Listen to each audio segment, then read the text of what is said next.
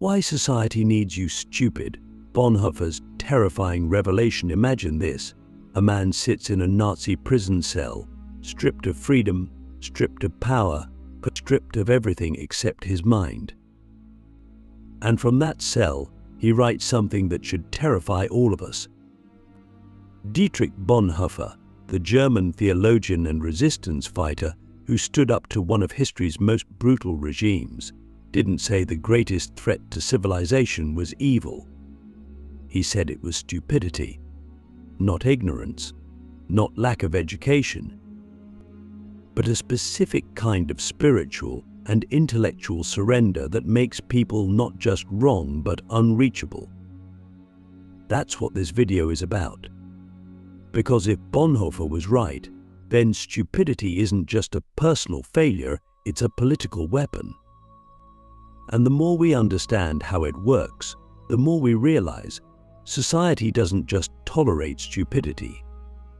It needs it. Let's start with what Bonhoeffer meant. He wasn't insulting people's intelligence. He was pointing to something more insidious, willful mental laziness, a refusal to think critically, a surrender of moral and intellectual responsibility. And here's the terrifying part: he believed stupidity was more dangerous than evil because it was incapable of reflection. You can argue with a malicious person. You can try to reason with someone who's wrong. But the stupid person, Bonhoeffer says, is completely self-satisfied, and being easily irritated becomes dangerous by going on the attack. They are not open to questions. They are not open to evidence. They are not even aware of their own closed-mindedness. And this isn't just a psychological quirk, it's a tool used by power. Now pause for a second and think about the world we live in. Think about how many of our institutions, media, education, politics, even entertainment reward simplicity and punish nuance. How often do you see people rewarded for thinking versus reacting? For asking deep questions versus repeating slogans? For admitting uncertainty instead of declaring certainty? You start to realize something. Bonhoeffer wasn't just making a philosophical point. He was diagnosing a system that depends on people being just smart enough to function, but not smart enough to question. Click subscribe to this channel to get more profound insights. And here's where it gets even deeper. Bonhoeffer believed that stupidity was not a natural trait. It's not like being short or tall. It's a moral failing, but one that's cultivated by certain conditions. Specifically, he said, stupidity is a more dangerous enemy of the good than malice, and that it does not reside in intellectual deficiencies, but in human beings' surrender of their autonomy. In other words, people become stupid when they stop thinking for themselves, when they conform, when they outsource their judgment to the crowd. And when that happens on a large scale, when a society is full of people who no longer think independently, then evil doesn't need to hide. It can walk right in the front door. So ask yourself, how often do you actually think independently? Not just disagree, but think deeply, critically, uncomfortably. How often do you question the assumptions baked into your daily life? Are your opinions really yours? Or are they just the residue of repetition? Do you read things that challenge your views, or only things that affirm them? Because here's the truth Bonhoeffer forces us to face. The line between intelligence and stupidity isn't about IQ. It's about courage. The courage to stand alone in a crowd. The courage to say, I don't know. The courage to ask, what if I'm wrong? This is why society needs you stupid. Because if you're not thinking for yourself, you're easy to guide, easy to sell to. easy to pit against others, easy to control. And here's the kicker: when you are stupid in the Bonhoeffer sense, you don't know it. You feel confident, you feel righteous, you feel powerful, even as you're being manipulated. That's why it's so dangerous, because it gives the illusion of freedom while making true freedom impossible. Bonhoeffer's insight should shake us. He saw it up close how entire populations, many of them educated, moral, and even religious, could become accomplices to horror simply by refusing to think.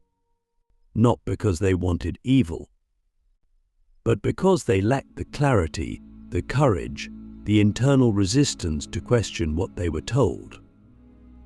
And what if that's still happening now, not in the same uniforms or language, but in the same quiet surrender of thought? So here's the challenge: are you thinking? Or are you just consuming? Are you questioning this world, or just adapting to it? Because every time you trade critical thought for convenience, every time you choose comfort over clarity, you are participating in the very stupidity that makes tyranny possible. Bonhoeffer isn't just warning us about others. He's warning us about ourselves. Manufactured consent, how power structures engineer your obedience. If stupidity is not a natural defect but a cultivated condition, then, we must ask, who benefits from it? Bonhoeffer's warning wasn't just intellectual, it was revolutionary. He saw with disturbing clarity that people are not made stupid by accident, they are made stupid so they can be controlled. And this leads us to one of the most uncomfortable truths about our world. Your obedience has been engineered, not through brute force, but through subtle manipulation, through systems that reward compliance and punish independent thought, through media that distracts, schools that condition, and politics that polarize you into predictable responses. You think you're choosing, but most of the time, you're being chosen. Let's break this down. What does it mean to manufacture consent?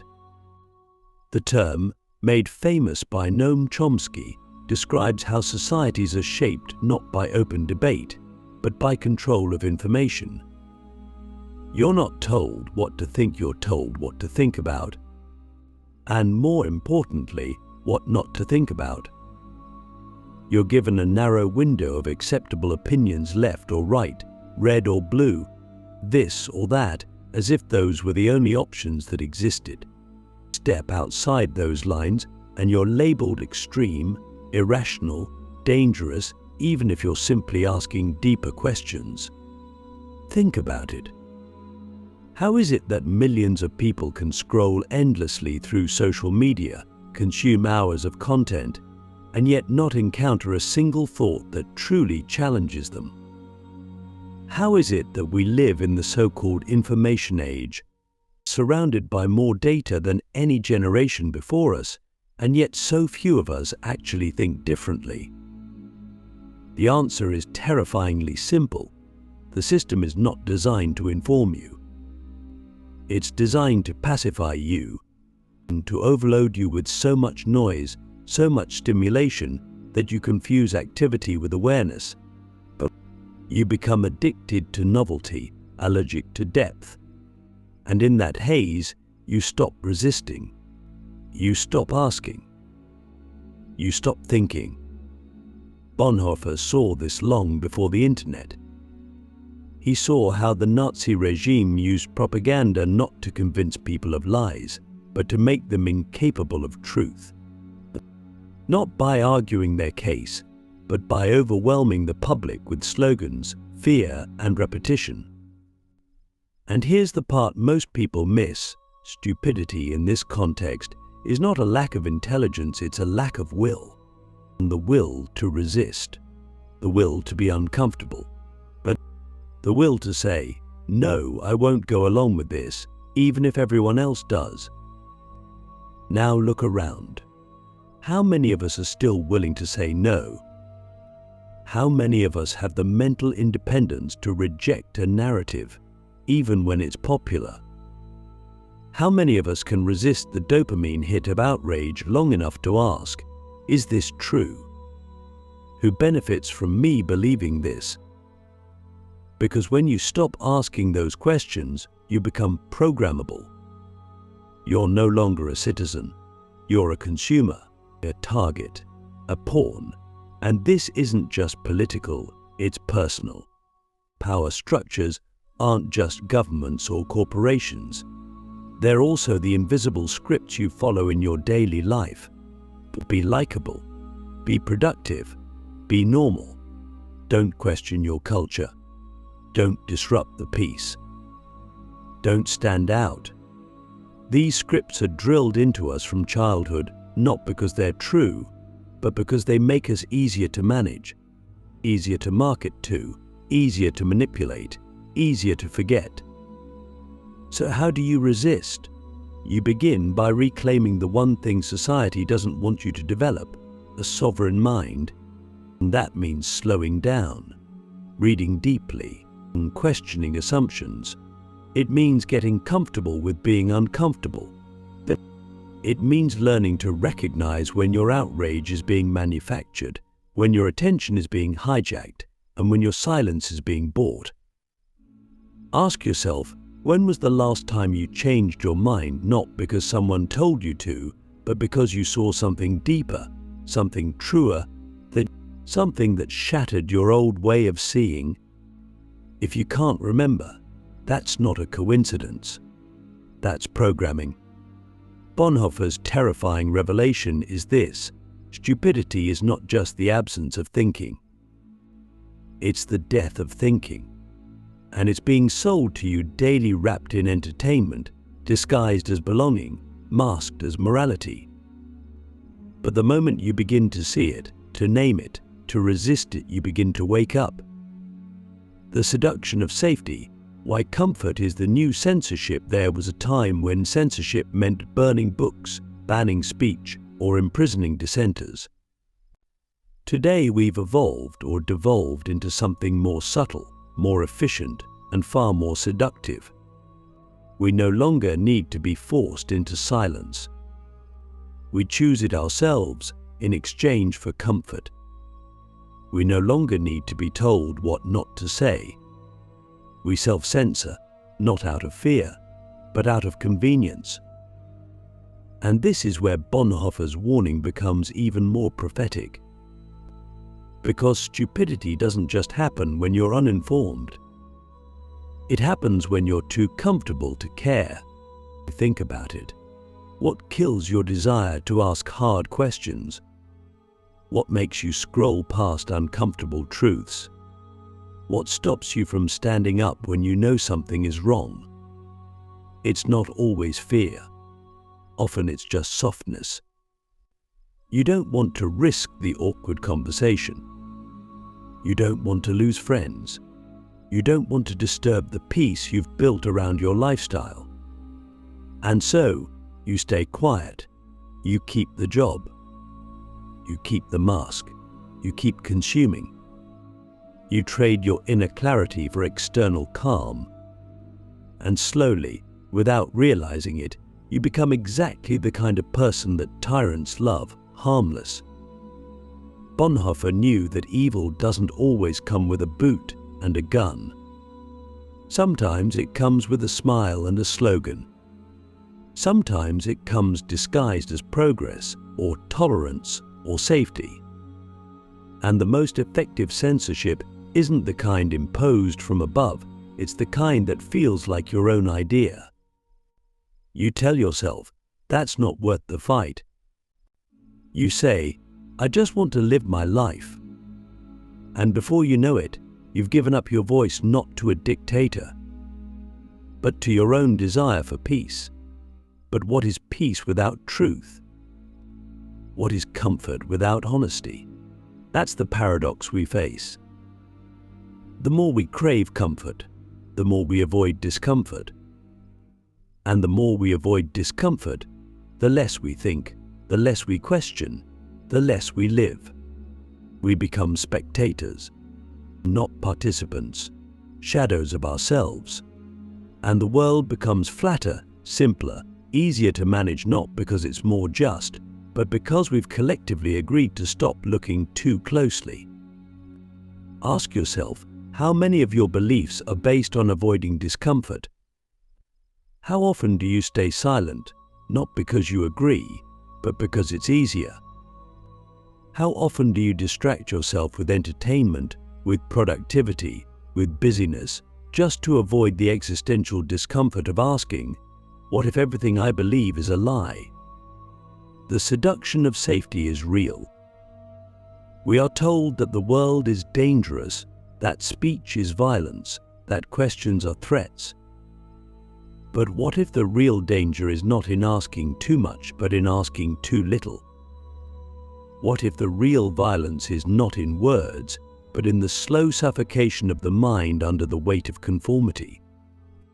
Bonhoeffer didn't just resist evil systems, he resisted the temptation to be comfortable in them. He could have stayed quiet. He could have saved his life. Instead, he wrote the truth from a prison cell, knowing full well it would cost him everything. Why? Because he understood that freedom is not comfort. Freedom is not safety. Freedom is being able to say what is true, to live what is true, even when it threatens everything around you. So here is the challenge. Are you willing to be uncomfortable in order to be free? Are you willing to lose the shallow peace of conformity to gain the deeper peace of integrity? Or will you keep trading your mind for comfort, telling yourself it's not the right time, it's not your fight, it's someone else's problem? The truth is, if you wait until it's safe to think freely, you'll be waiting forever. Because the point of society needing you stupid is to keep you waiting, doubting, hesitating until it's too late. The final rebellion: how to think dangerously in a world that punishes truth. So what do you do when the world is engineered to keep you numb, obedient, and intellectually sedated? When truth has become dangerous, and thinking critically is treated like a threat to stability. You rebel, but not with violence, not with rage, and not with noise. You rebel by thinking deeply, fearlessly, unapologetically. Bonhoeffer understood that the most radical act in a conformist society is to remain awake, and to resist the pressure to look away, to refuse to nod along with lies. He believed that the restoration of clarity of moral and intellectual courage was not just a personal act, but a spiritual one. Because when stupidity becomes systemic, the only way out is through a radical commitment to truth. And here's the twist: to think dangerously is not to destroy, it's to heal. It's to reintroduce conscience into a world that has learned to live without it. But thinking dangerously comes at a cost. You will lose people. You will be misunderstood. You will be called arrogant, rebellious, extreme, because in a world where most people outsource their beliefs, owning your mind looks like violence. But that isolation? That discomfort? It's the price of freedom, and once you've paid it, no one can ever truly own you again. The world doesn't need more noise. It needs minds that are quiet enough to hear what's real, brave enough to say it, and strong enough to live it. That's your task. Not to be smarter than others, but to be truer than the systems that raised you. To question not just what you were told, but why you were told it. But to ask, who benefits from my silence, or who profits from my confusion? Who gains when I stop thinking for myself? This is not a call to cynicism. It's a call to clarity. Thinking dangerously doesn't mean rejecting everything. It means refusing to accept anything without scrutiny. It means reading across lines, listening beyond your echo chamber, and holding your ideas to the fire until only the real ones remain. And when you find them, when you find that unshakable core of what you know to be true, you protect it. You live it. You speak from it, even when your voice shakes. Bonhoeffer died for thinking dangerously. But his death wasn't the end. His thoughts survived. His courage echoed. And that's the final revelation: systems designed to make you stupid can only win if you stay quiet. But a single clear thinking human being, unbought, unbroken, unafraid, is more dangerous than any army. Because once one mind wakes up, it gives others permission to do the same. So ask yourself now, are you willing to be that mind? Are you willing to be the one who sees clearly while the world sleeps? Because the final rebellion is not out there. It starts in here with your next thought.